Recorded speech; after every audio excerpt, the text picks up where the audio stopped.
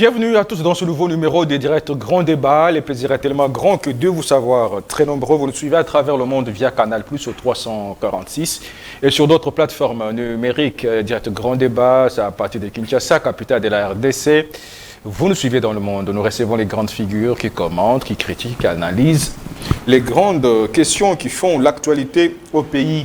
En RDC, la grande actualité reste dominée par le processus électoral. Vous le savez, après la publication de la liste provisoire de candidats à la présidentielle de 2023.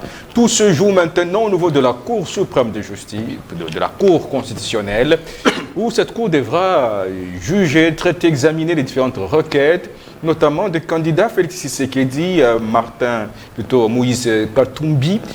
Nous en saurons tout de suite, mais déjà, la Cour est en train d'examiner et de rendre son verdict.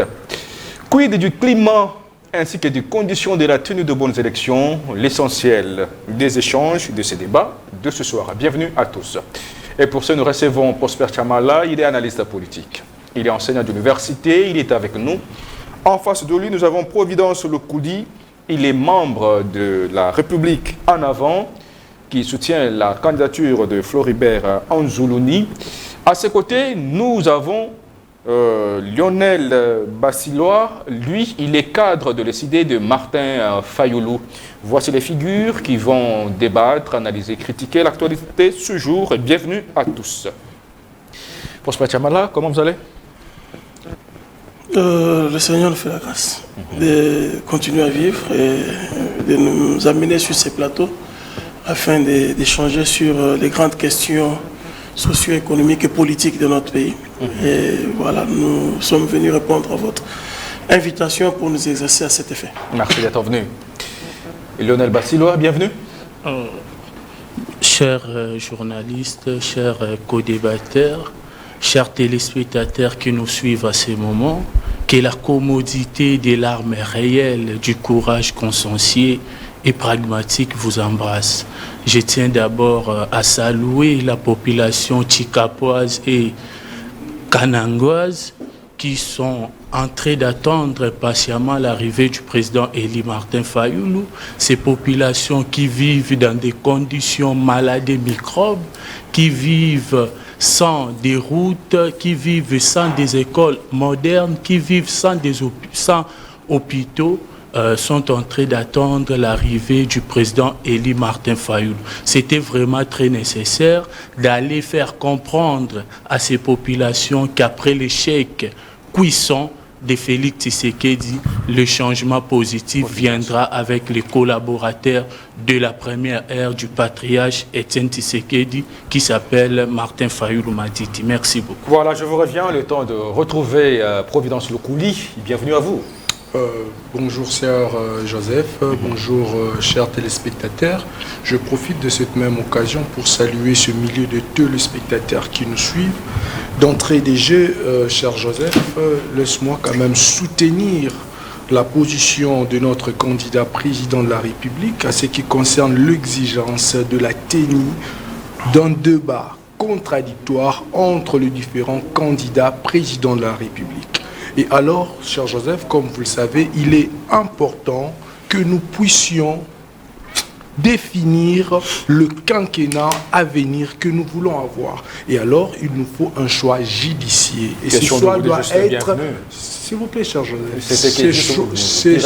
ces choix doivent être axés, basé sur l'offre politique et non par rapport à des connotations ou encore des accointances ou encore par rapport à des appartenances tribales ou encore communautaires, comme vous le saviez. Alors, je profite de cette même occasion pour insister à ce qui me concerne un débat contradictoire avec les 5 candidats ou les 5 députés provinciaux sortants de cette commune de Kimbanteke. Comme vous le savez, ils doivent quand même nous dire, cher Joseph, à quoi ressemble Kinshasa à nos jours. Ils doivent nous dire, ces 5 députés, qu'est-ce que Kimbanteke a bénéficié de toutes les recettes de la ville-province de Kinshasa. Merci. Pendant le quinquennat de M. le temps de bienvenue, nous devons Merci, cher Joseph. Je pense que j'aurai vraiment suffisamment le temps pour... Alors, Prosper Chamala, je commence avec vous. Jusqu'à ce jour, comment jugez-vous les processus électoraux? Bien, merci pour la question. À mon sens, le processus électoral évolue bien, comme il avait été pensé, bien entendu, avec quelques petites difficultés liées au comportement des acteurs politiques de mon pays. Et donc, je disais que le processus électoral évolue très bien. Je constate avec étonnement que beaucoup de ceux-là qui ont crié sur ces processus électoraux, qui ont mené une campagne contre la République et ses institutions, soit arrivés à rejoindre le bateau. Tout ce qu'ils avaient développé comme faux fuyant, d'abord c'était qu'il y ait des élections au 20 décembre 2023. Finalement, lorsqu'on s'est lancé dans le processus, tout le monde a commencé à contredire ces élections. Bref, la logique était d'aller dans des concertations, dans des conciliabules, parce que beaucoup n'étaient pas préparés à cet effet et les chaos étaient prévus. Donc, des politiciens qui ont pris en otage notre peuple.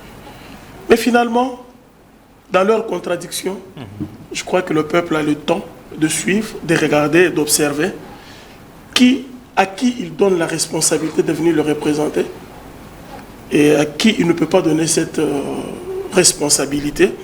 Parce qu'on a tout dit, on a tout fait, on a mis des bâtons dans le roue, on a manipulé l'opinion. On avait même lâché un chaos, on prévoyait même un chaos. On a prévu un chaos. Est-ce qu'aujourd'hui le chaos est écarté? Le danger est-il écarté? Vous savez, en politique, moi je dis toujours que c'est le rapport des forces qui compte.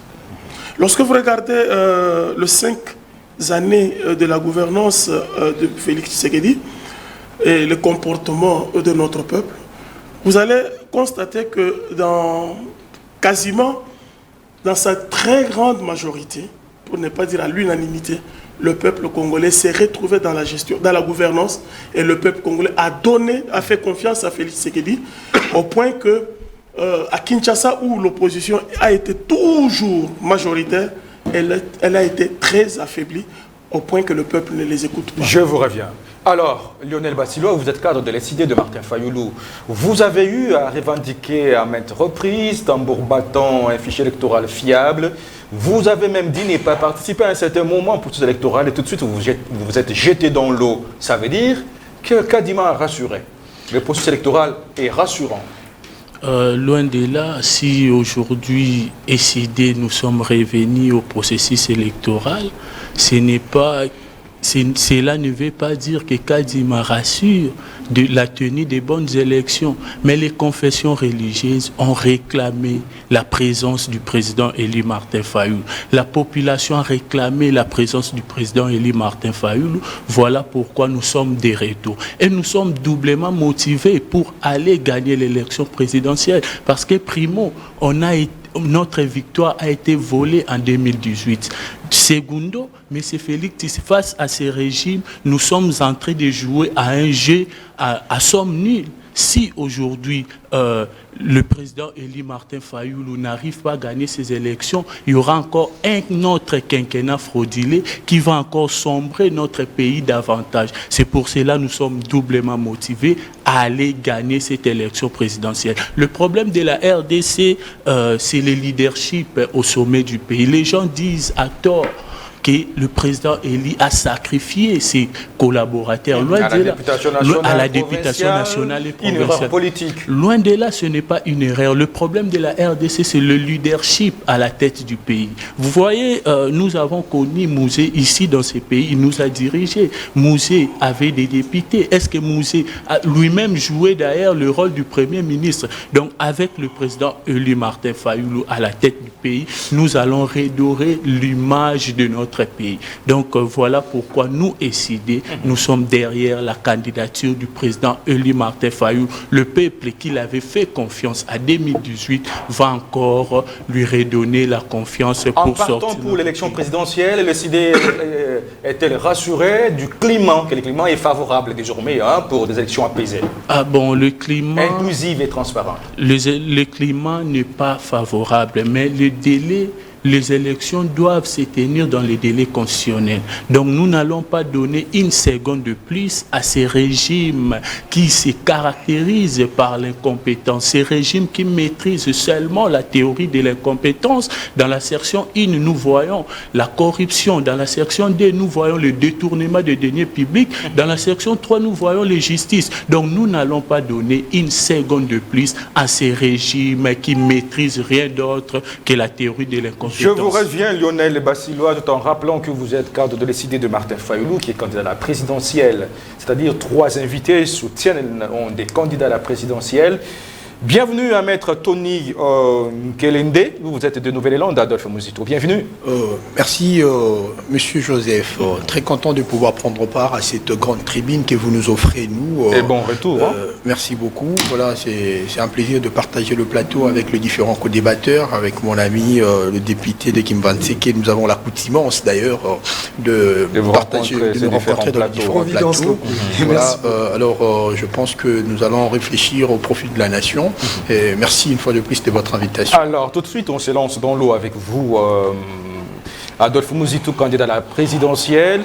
L'homme qui a été rencontré, Denis Kadima, lorsque Kadima avait ouvert des consultations avec les parties prenantes, Muzito avec Zigé, qui soit enrôlé également, ces Congolais de 3 territoires, Rutshuru, Massissi et Kwamouth.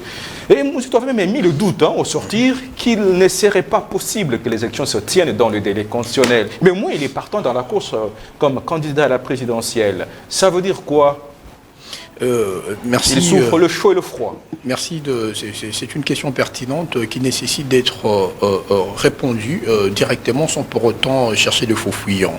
Effectivement, nous sommes Congolais et nous avons l'accoutumance de passer dans le processus électoral. Nous avons fait en 2006, en 2006, 2011, 2018, il y a eu certaines provinces qui ont été élaguées dans la course électorale où nous avons même connu un problème. Le nombre de députés nationaux était supérieur à 500. Nous avons connu ça ici en République démocratique du Congo. Pourquoi? Parce qu'il y a eu cette exclusion d'une partie de la République qui du reste c'était tributaire à l'insécurité, tributaire au virus Ebola. Et tout ça a démontré la faiblesse des organisateurs des élections de l'époque. C'est ainsi que nous, en tant que de gens curieux à gérer la République, là je parle au nom et pour le compte d'Adolphe Muzito, il a cru que ce n'est pas intéressant de pouvoir réitérer la jurisprudence du passé qui a sombré la République, qui a démontré cette institution qui du reste est prestigieuse que le Parlement ou l'Assemblée nationale particulièrement ne pouvait pas être noyé dans cette dimension d'amateurisme. C'est ainsi qu'il a mis un accent particulier sur l'organisation des élections sur toute l'étendue de la République. Mais au-delà de ça, c'est un patriote. Un patriote qui veut à tout prix que la partie Rutshuru, Kwamouth et Massissi soit de partis pacifiés. Le régalien puisse être imposé dans ces coins de la République. Parce qu'il est anodin de nous voir, nous, parce que nous habitons dans la ville de Kinshasa, certes la sécurité et le banditisme urbain bat son plein, mais nous partons quand même aux élections tout en laissant des compatriotes qui continuent à mourir matin, midi, soir. C'est un discours responsable d'une personne qui a eu à gérer la République, surtout d'un potentiel candidat président de la République, qui veut responsabiliser ceux qui gouvernent actuellement, d'ouvrir le bon, de profiler de belles stratégies pour permettre à ce que toute la République soit traitée sur le même pied. Surtout cette partie est de la République qui est toujours marginalisée par ceux qui nous gouvernent, qui est toujours pris comme un coin où à chaque fois nous avons besoin de proroger des élections. Ils doivent toujours chercher de bémol pour essayer d'écarter ces derniers. Lorsqu'il y aura une certaine revendication, ils trouvent que c'est important de pouvoir mettre ça sur table pour que nous puissions prolonger le délai de ceux qui gouvernent. Mais alors, Maître Tony Kelende, est-ce qu'aujourd'hui c'est dire que les conditions sont-elles réunies pour aller dans de bonnes élections au regard de ce que vous venez d'évoquer comme l'aspect sécuritaire dans les 3 territoires qu'avait évoqué Adolphe Muzito? Bon, fait, les conditions ne sont pas réunies. S'il faille donner ça en termes de pourcentage, nous dirons que les élections, jusque-là, nous n'avons même pas atteint le 50% de la fiabilité du processus électoral. Parce que les différentes revendications demeurent à nos jours d'actualité. La question de la Cour constitutionnelle, la question de la CENI, cette institution qui du reste est une institution d'appui à la démocratie par la volonté du constituant, cette coloration politique à outrance que nous sommes en train de constater matin, midi, soir, essaie d'empêcher même que les différents parties prenantes puissent y aller d'une manière sereine. Mais cette question de l'insécurité, je dirais que ça fait aussi partie de choses qui empêchent que nous puissions aller dans un processus électoral qui pourra permettre qu'il y ait la participation de tout le peuple congolais. L'insécurité persiste, mais nous ne pouvons pas fermer la porte à l'organisation des élections parce que nous sommes tenus au délai constitutionnel. C'est ainsi, j'adhère pour dire, c'est ainsi, nous sommes en train de dire, certes, ça reste quelques mois pour aller aux élections. Rien ne perdit, nous demandons à M. Félix Tshisekedi Tshilombo de pouvoir, parce qu'il a le moyen de l'État. C'est lui le commandant suprême. Il peut mettre tout en contribution pour que nous puissions pacifier toute l'étendue de la République et aussi procéder à un enrôlement rapide pour que ces derniers puissent se rejoindre le bateau. Je vous reviens, Maître Tony Kelende. Je rappelle que vous êtes cadre de Nouvel Élan d'Adolphe Muzito, qui est candidat à la présidentielle du 20 décembre 2023. Alors, Providence Lokoli, vous êtes de la République en avant, avec comme candidat président Anzoulouni. Aujourd'hui, vous y allez quand même, après plusieurs revendications. Vous avez aussi contesté le fichier, vous avez contesté la proportionnelle, vous avez contesté la composition de la CENI, mais de toutes les façons, vous êtes dans la course aujourd'hui. Tout est fait, les carottes sont cuites, la machine a avancé, la machine électorale, bien sûr. Comme vous le savez, cher Joseph, je ne cessais jamais de le dire ici sur votre plateau que nous faisons face à une classe politique extrêmement irresponsable. Une classe politique caractérisée par un engagement désengagé de l'insouciance totale de la population et voire même de la satisfaction des attentes de la population. Et alors, face à cette classe politique, que devons-nous faire? Devons-nous croiser les bras? Devons-nous accepter d'être des éternelles victimes? Et alors non, raison pour laquelle cette classe politique n'a jamais eu le temps de pouvoir consulter nos différentes préoccupations, nous, la population. Et alors, la première des choses était de se rassembler, nous, les citoyens congolais. Via le projet Congo Tolingi, nous nous sommes auto-consultés, nous, les citoyens congolais. Et alors, nous nous sommes dit, ben voilà, il y a le processus électoral qui arrive. Dégageons de différentes réalités qui rongent notre société et établissons-les en termes de priorité, chose qui a été faite. Et alors, nous nous sommes dit, désignons de différents candidats pour maintenant mettre en mal, voire même éradiquer, voire même, je dirais, déraciner ces systèmes que nous qualifions de prédateurs. Ce système qui a pour symptôme la mégestion, la mauvaise gouvernance, l'insécurité, la gabegie, l'insouciance de la population, l'insécurité totale. Et alors, nous nous sommes dit, voilà, nous, les acteurs de la société civile, il est grand temps de pouvoir migrer ou intégrer dans la politique, cette fois-ci, au sein d'un réseau, d'un mouvement politique que nous appelons Alternative Citoyenne, qui a désigné M. Floribert Anzoulouni, candidat président de la République. J'insiste, avec un événement inédit, celle de la primaire, chose qui n'a jamais existé ici en République démocratique du Congo. Beaucoup sont candidats de manière unilatérale. Bien parce qu'il est soi-disant autorité morale, parce qu'il est cofondateur ou fondateur d'un parti. Donc, le citoyen ne participe pas à la désignation de leurs différents candidats présidents de la République. Chose que nous avons dit, ben voilà, nous allons prêcher par exemple. Nous avions désigné Floribert Anzoulouni, candidat président de la République. Alors, donc, chose faite. Un candidat président de la République, deux citoyens congolais, un candidat de la rupture à ces systèmes de gestion que nous qualifions de prédateurs. Alors maintenant nous y sommes. Vous partez dans ces élections avec quel état d'esprit? Ben voilà, d'une défaite, d'une réussite. Nous sommes de citoyens. Nous sommes de citoyens révoltés.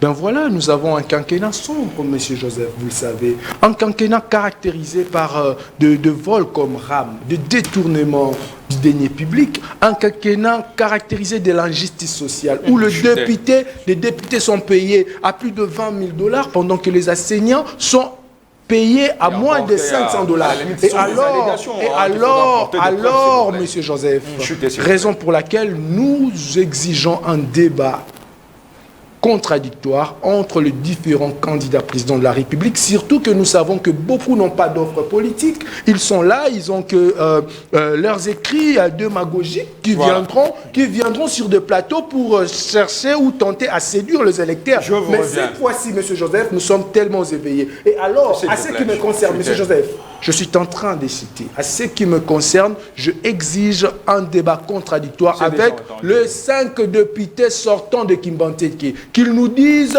qu'est-ce que Kimbanteke a bénéficié de ce quinquennat obscur de messieurs Ngobila. Je constate seulement que les mouvements citoyens sont non, mais nous sommes révoltés, M. Joseph. Non, mais écoutez. Où est parti tranquille? Où est parti tranquille, M. On doit avoir ses deux pieds sur terre. Oh là là. Alors, Prosper Chamala, vous êtes enseignant d'université, vous êtes analyste politique. Est-ce qu'aujourd'hui, on peut dire qu'au regard des différents candidats présidents qui hier désistaient, mais aujourd'hui, on retrouvait le chemin du processus électoral, se sont lancés dans l'eau. Est-ce qu'on peut croire que désormais, un certain minimum de conditions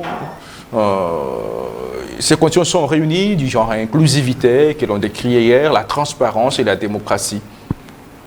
Vous savez, lorsque je suis en train d'observer la société congolaise et lorsque je suis en train d'entendre tout ce qui est en train d'être dit sur ce plateau, j'ai des larmes aux yeux. Il faut recréer, il faut repenser notre société. Il faut repenser notre société et malheureusement la jeunesse de mon pays n'a pas de modèle. N'a pas de modèle de société et pour nous qui sommes enseignants, je vais emprunter le mot de Providence. Tout à l'heure, révolté, ça me révolte. Ça me révolte en tant qu'enseignant d'université lorsque j'entends un peu le raisonnement que nous sommes en train de... Mais finalement, chacun ici, pour la plupart, représente des partis politiques. Surtout un candidat président. Et il représente des candidats présidents de la République. Allons-y. On lance le processus électoral. Il y a une loi électorale.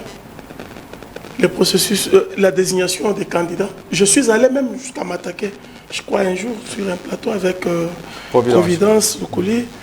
J'ai remis en cause même l'Église, le rôle de l'Église. L'Église catholique, l'Église protestante, et aujourd'hui nous envoyons avec les églises de réveil. Tout ça, ça veut dire tout simplement que nous n'avons pas d'identité. Nous sommes des gens manipulés. Beaucoup sont à la recherche du travail, des chômeurs. Un pays qui a près de 80% de chômeurs, ils se lancent dans tous les débats possibles, tout simplement parce qu'ils doivent avoir du pain dans la bouche. Les opérateurs politiques congolais sont, pour moi et pour la plupart, des opportunistes, des irresponsables, des gens qui ne tiennent même pas la parole. Comment sont-ils venus dans ces processus? Ils vont vous dire, nous ne voulons pas laisser M. Tshisekedi tricher. Nous voulons faire obstruction à M. Tshisekedi de ne pas tricher les élections, sans conviction. On va vous dire, l'Église catholique a obligé ou a demandé, a insisté pour qu'un candidat devienne candidat, pour qu'il puisse postuler. Quand on sait bien pour qui roule cette Église. Quand on sait bien qu'un patriarche de l'Église vous dit la foi de quelqu'un nous a séduit et nous sommes obligés de le suivre. Et cette même Église a contraint mon grand frère Martin Fayoulou à ne pas se présenter. Quand ils se sont rendus compte qu'ils l'ont amené sur la mauvaise voie et que la stratégie n'a pas marché, ils sont allés lui dire venez. Mais en effet, leur problème, Martin Fayoulou, est un autre révolté. Révolté tout simplement parce qu'il ne voudra pas prêter le flanc à Katumbi. Et c'est là que ça devient un problème. Comment est-ce que des politiques sérieux, peuvent s'attacher à un combat de l'Église. Et l'Église qui est censée être la communauté de tout le monde. Mais c'est aussi le cas avec l'UDPS autrefois, l'opposition. Ils s'attachaient au combat des... Non, l'UDPS ne s'était jamais attaché au combat de l'Église catholique. Lorsqu'on écrit la lettre de 52 pages, l'Église était où? Lorsque ces gens-là étaient à l'Assemblée nationale, ils créent l'UDPS. En 77, l'Église était où? L'Église a rejoint le camp de l'opposition. Et exactement, la plupart d'entre eux étaient des fidèles catholiques. Et alors aujourd'hui, est-ce que les conditions sont réunies pour que l'on s'attende à des bonnes élections, différemment des 3 cycles électoraux? Écoutez, la condition sine qua non était qu'il y ait des élections. Et le gouvernement de la République, ainsi que la CENI, ont tout fait pour enrôler, et les moyens sont là. Petit à petit, les moyens sont là et les élections vont avoir lieu. Je vous reviens. Alors, Lionel Bassilois, aujourd'hui, qu'est-ce qui vous garantit que les élections sont rassurantes, ou bien vous êtes engagé dans ces élections, je rappelle que vous êtes décidé de Martin Fayoulou, avec déjà un esprit de contestation? Merci beaucoup, M. Joseph, pour cette question qui est très pertinente et j'aimerais bien vous répondre de manière très franchise. Mais toutefois, j'aimerais bien recadrer le dire du professeur. Donc, le professeur, c'est gravissime. Il a dit que l'Église catholique avait contré le président Élie Martin Fayoulou. C'est ce que tu as dit. De ne pas déposer la candidature. Non, de revenir au processus. Non, il a d'abord dit qu'il avait contré le président Élie de ne pas déposer sa candidature. Après, ils sont repartis pour dire au président Élie de revenir. Mais c'est gravissime. Le CID n'est pas un parti mal-être, cher professeur. Le CID n'est pas un parti mal-être. C'était une décision prise à l'unanimité au sein du bureau national de notre parti de ne pas déposer nos candidatures à tous les niveaux. Après avoir analysé, après avoir tout à fait,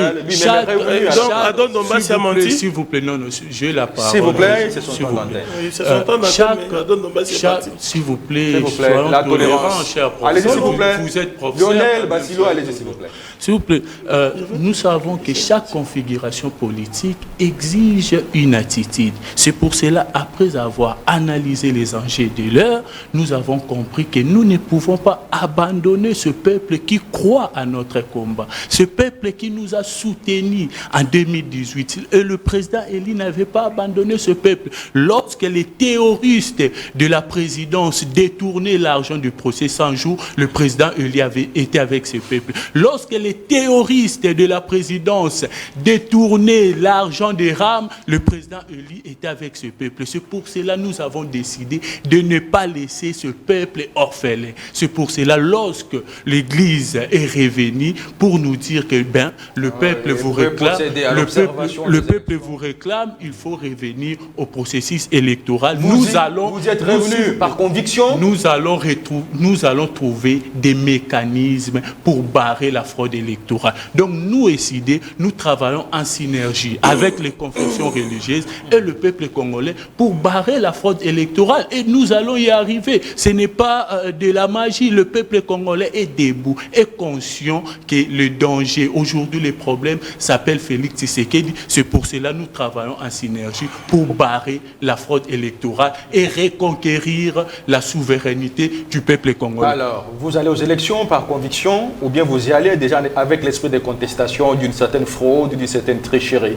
Nous sommes convaincus que le peuple est désormais conscient, le peuple est mature. Et que vous êtes dans un processus limpide. Le peuple fera un choix judiciaire. Et le 20 décembre, c'est une date de la rupture. Personne et rien saura stopper la volonté du peuple congolais. Ensemble, le 20 décembre, si le régime en place ose frauder, ose tricher, le peuple congolais va s'élever et pour activer l'article 64 de la Constitution. Je me rajouter une chose. Le débat sur la présidence doit s'effectuer autour d'un projet. Mais au-delà du projet, on doit aussi regarder le profil du candidat. On connaît ici le combat du président Élie Martin Fayoulou, comment il a milité pendant ce quinquennat, comment il a barré, il s'est levé contre le détournement dans toutes ses formes. Et le débat doit se tourner autour du projet et le profil du candidat. Je rappelle que Lionel Bassilo est cadre de l'Institut de Martin Fayoulou. Le temps de retrouver Maître Tony Nkelende, lui est cadre de Nouvelle-Élande, Adolphe Mouzito. Alors, vous êtes maintenant plongé dans ce processus électoral, hein, Maître Tony. Dans quel état d'esprit vous y allez?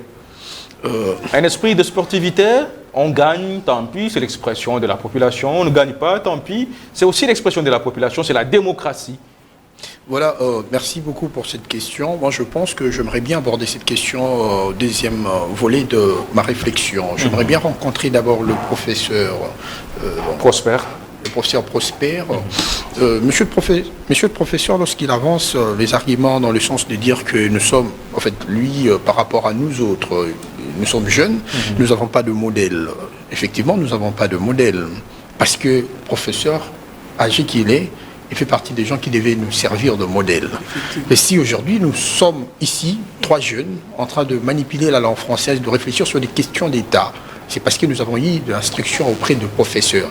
Et la plupart, ils ont démissionné de la responsabilité d'enseigner, de former. Parce que la formation transforme l'homme. Ils se sont déversés dans la politique, dans les analyses politiques. Eh bien, moi, je me poserai encore la question de savoir, il veut que nous puissions trouver des modèles où, si lui-même, à la place de réfléchir sur comment il va améliorer ses enseignements, il passe son temps ici, dans un plateau de télévision. Au-delà de ça, l'argument sur la question du chômage, qui est à 80%, effectivement, le chômage est à 80%. En écoutant sa rhétorique, nous sentons qu'il a une sensibilité du pouvoir. En écoutant sa réflexion, à moins que je me trompe, il est là, il pourrait bien me recadrer quant à ça. Et sa sensibilité du pouvoir, j'argumente en ayant ça en tête, nécessité à ce que, en tant que professeur, je pense, c'est parmi les têtes pensantes du régime, il devait chercher des mécanismes, comment donner à ceux qui nous gouvernent pour solutionner ces problèmes de chômage, chose qui n'a pas été faite par monsieur le professeur. C'est-à-dire, il n'est pas mieux placé de venir ici sur ces plateaux pour faire des leçons de morale. Nous sommes en train de discuter sur des questions qui portent la vie de tout un peuple. Et je répondrai aussi à la question que vous avez posée à mon ami Lionel. Le fait pour le politique que nous sommes de constater que le processus électoral ne va pas en bon train, mais nous sommes quand même entrés. C'est une manière pour nous de pouvoir interrompre cette habitude que la République démocratique du Congo a eue depuis 2006 jusqu'à 2018, où nous avons connu des processus électoraux bâclés, fondé sur les hymères de ceux qui gouvernent, c'est-à-dire un président de la République, comme à l'époque c'était Joseph Kabila. Un Joseph Kabila qui organise des élections peut-être pour sa réélection, ou bien qui organise des élections pour qu'il quitte il quitte le fauteuil présidentiel. Tout s'est fait calquer sur mesure.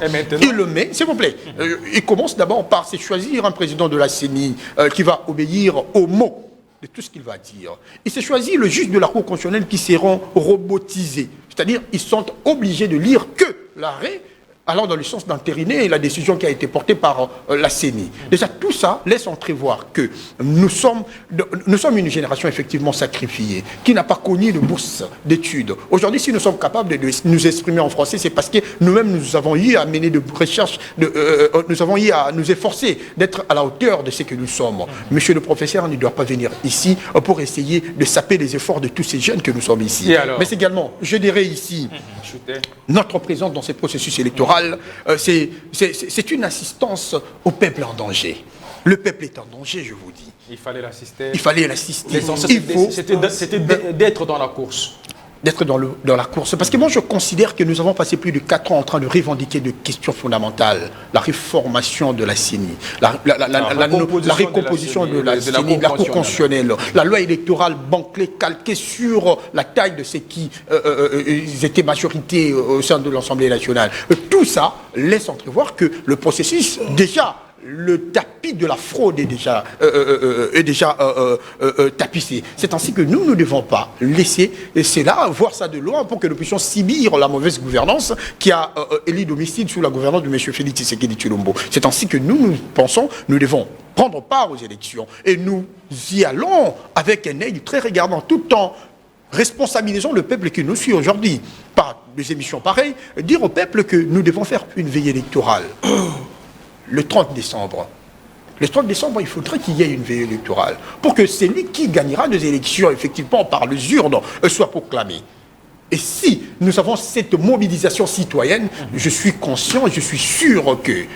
En fait, je suis conscient que ça sera difficile un peu parce que déjà, le peuple vit dans une situation de pauvreté exécrable. Au point qu'il y aura difficile que les gens tiennent jusqu'à ce qu'ils vont compter. Mais nous qui serons témoins de nos différents candidats présidents de la République, nous serons là sur place pour que nous puissions déjà, à partir de 23h, nous allons donner le résultat de bureau par bureau pour que la CENI soit obligée de pouvoir proclamer que le résultat que nous avons déjà à notre possession. Alors, mais à la question... chutez, s'il vous plaît. Si, j'aimerais bien chuter pour dire que, effectivement, M. Félix Tshisekedi Tshilombo, nous sommes en politique. La politique, tout politicien a à l'esprit de pouvoir conquérir le pouvoir de n'importe quelle manière. C'est-à-dire, comme lui, il est déjà là. C'est normal dans un pays de tiers-monde comme la République démocratique du Congo qui tapisse la fraude. Mais c'est ainsi que nous, en tant que politique, en tant qu'opposition, société civile et toutes les couches qui sont intéressées sur la bonne gouvernance de la République démocratique du Congo, nous devons faire de notre mieux pour nous imposer. Parce que le peuple ne peut pas rester depuis 1960 jusqu'à nos jours, être dans des conditions de chômage que le professeur se moque ici. Alors que nous dépendons de la politique de l'emploi que le gouvernement met en place pour que nous puissions en bénéficier.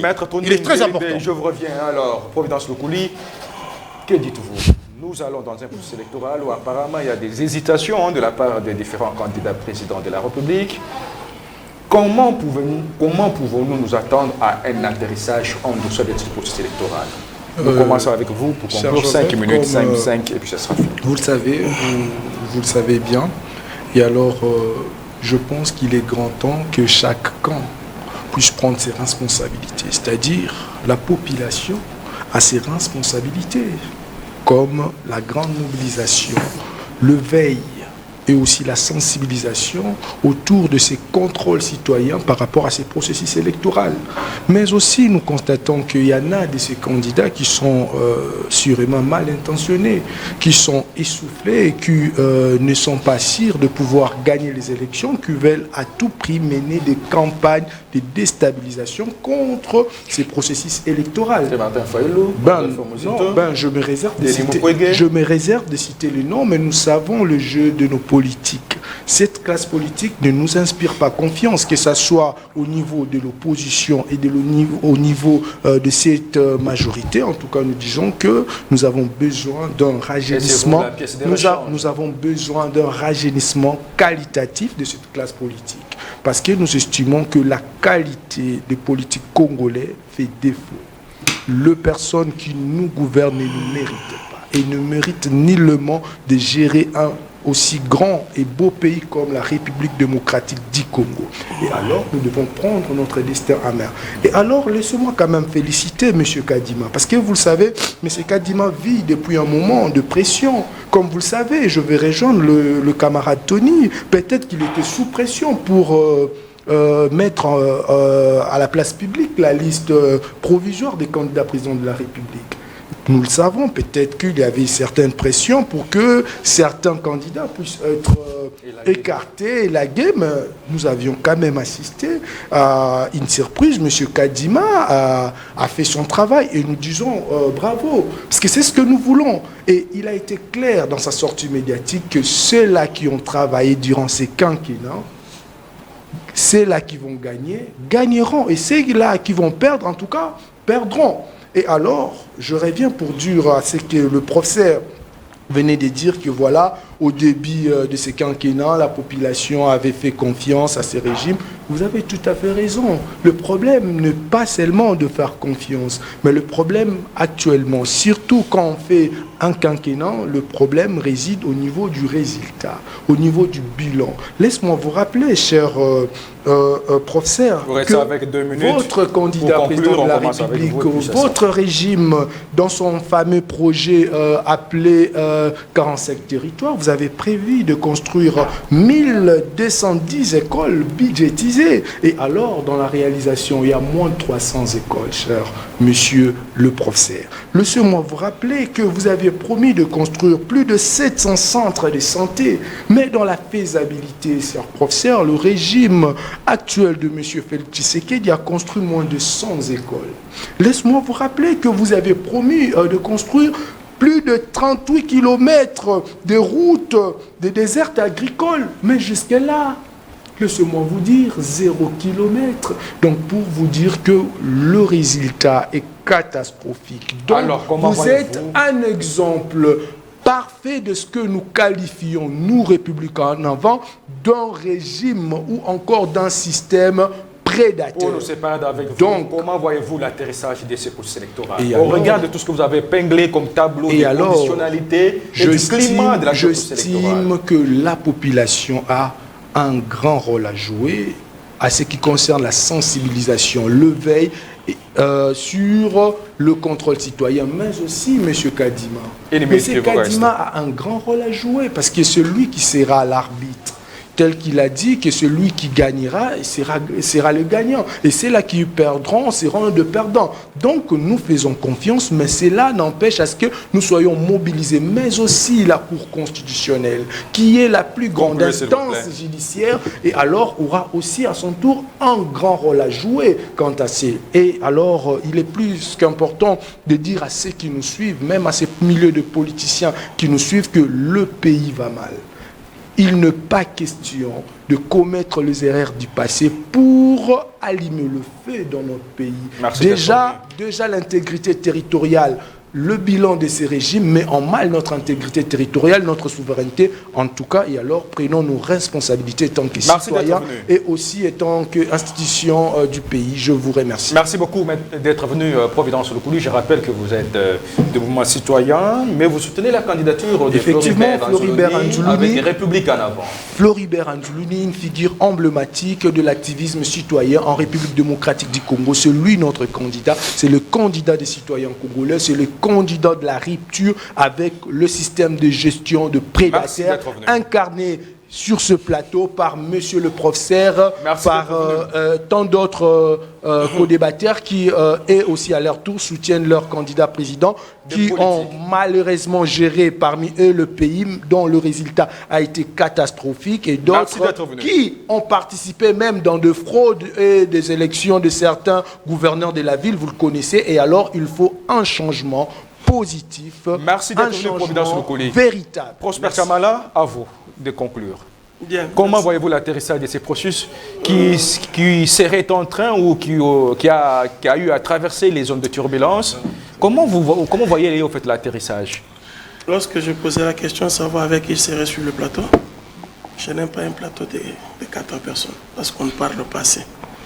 De 2, j'ai fait un effort pour ne pas parler pour le compte d'un candidat et de qui que ce soit. De 3, j'ai fait un clin d'œil à Jessé Afebou, à Kimbaseke, un jeune frère à moi. Je mène un combat pour une nouvelle génération dans ce pays d'hommes politiques. Je tiens une organisation, une association qui s'appelle Avenir de la République.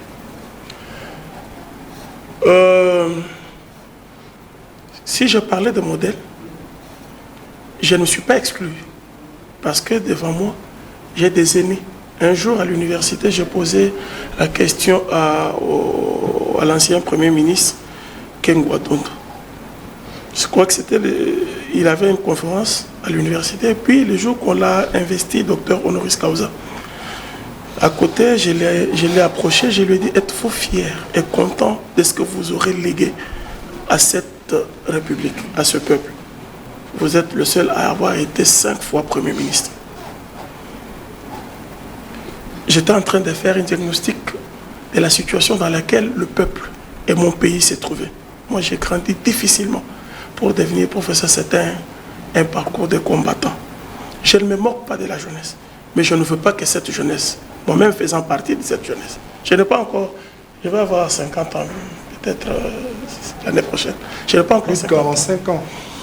Je dis, je n'ai pas encore 50 ans, donc je suis encore jeune. Je me retrouve dans cette génération où je pense que les politiques sont en train de nous mener en bateau. Je ne peux pas comprendre que les gens qui ont sorti des discours de n'importe quelle manière soient ceux qui se sont détournés de ce qu'ils disaient. Et finalement, on ne respecte pas le peuple. Je crois qu'il faut formater l'homme congolais. Adolphe Mozito, pour lequel tu fais la défense ici, je le respecte beaucoup. J'ai enseigné même ses enfants. Je crois que vous êtes l'un des partis ou l'unique qui fait des tribunes, des réflexions respectables. Vous avez l'offre politique. Mais parfois, dans les discours que les gens tiennent, il y a aussi à boire et à manger. Comme politique. Si je prends la posture d'un politique ici, je vous dirai des choses que je ne vais pas dire. Pour mon jeune frère Lionel, en 2009, le grand frère Martin Fayulu m'a approché avant de mettre en place les idées. Ok? On se connaît parfaitement bien. Quand j'ai parlé de cette histoire de prêtres ou de l'église catholique, je les vois tous à Lubumbashi chez Katumbi. C'est au retour de chez Katumbi qu'il va jeter l'éponge, puis il va revenir dans le processus. Bref, mon problème c'est que je n'ai pas ici cité Félix Tshisekedi. J'ai dit le gouvernement fait des efforts, la CENI fait des efforts. Je vois un revirement à 180 degrés de tous ceux qui ont fait des invectives, décrire le processus. Et je me pose la question, pourquoi sont-ils venus?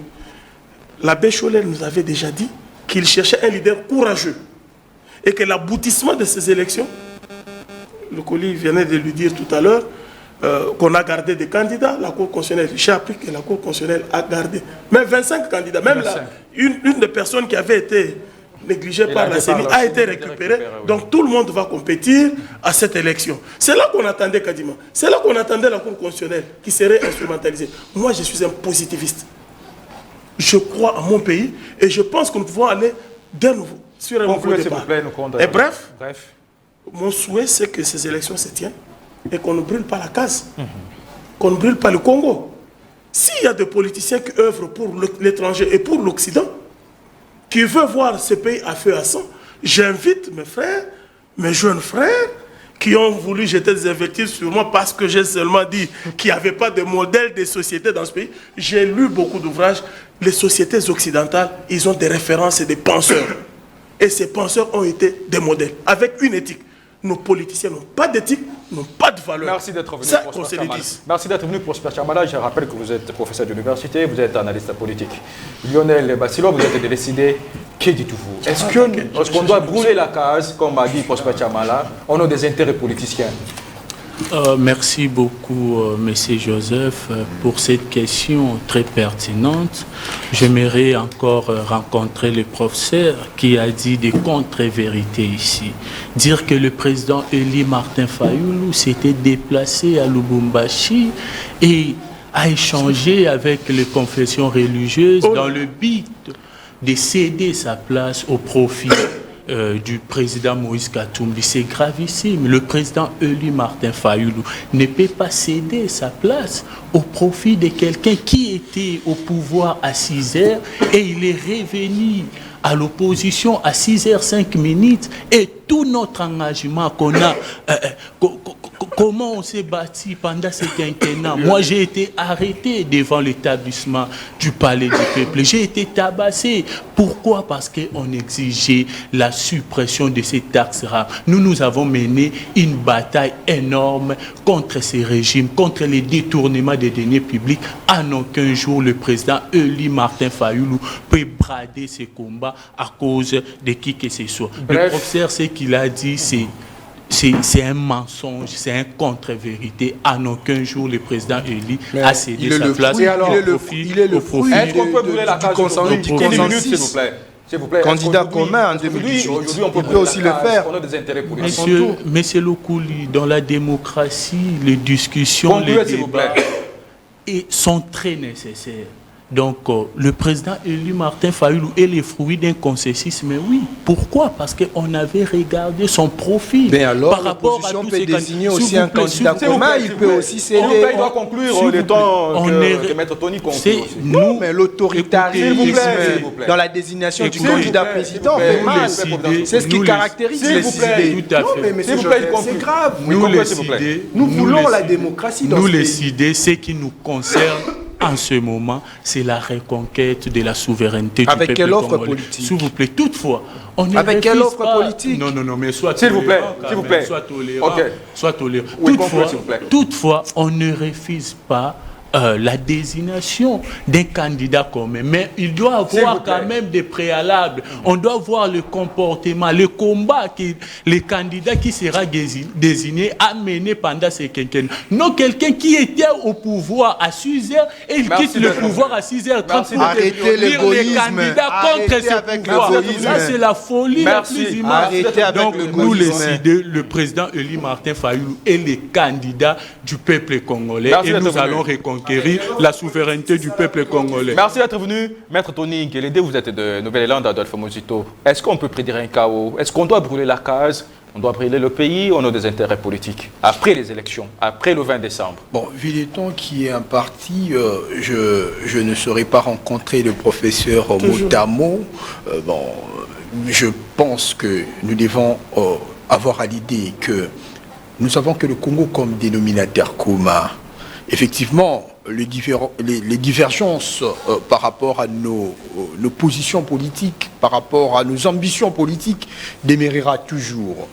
Effectivement, nous tenons à ce que nous puissions maintenant remettre la souveraineté au peuple. Mais cette souveraineté doit être tributaire d'une démarche citoyenne allant dans le sens de ravir. Parce que la liberté ne se négocie pas, ça s'arrache.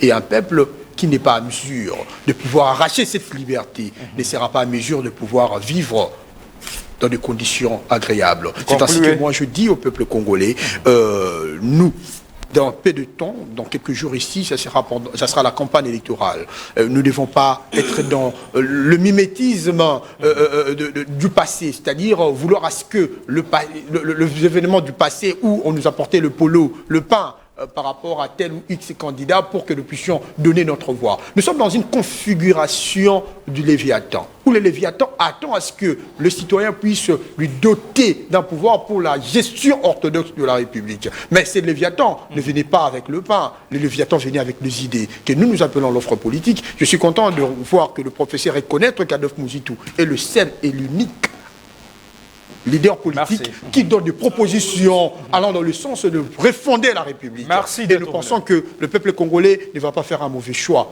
le 30 décembre. Merci beaucoup, Maître Tony Nkelende. Je rappelle que vous êtes cadre de Nouvelle-Zélande, Adolphe Muzito. C'est la fin de ce magazine, notre grand débat qui a resté ce jour. Professeur Chamala, enseignant d'université, Maître Tony Nkelende de Nouvelle-Zélande, Lionel Bassilo de l'ICD et enfin Providence Locoli. Vous êtes de la République en avant. C'est la fin de ce magazine. Le prochain invité, c'est vous et à chacun et à vous tous, excellente suite de nos programmes.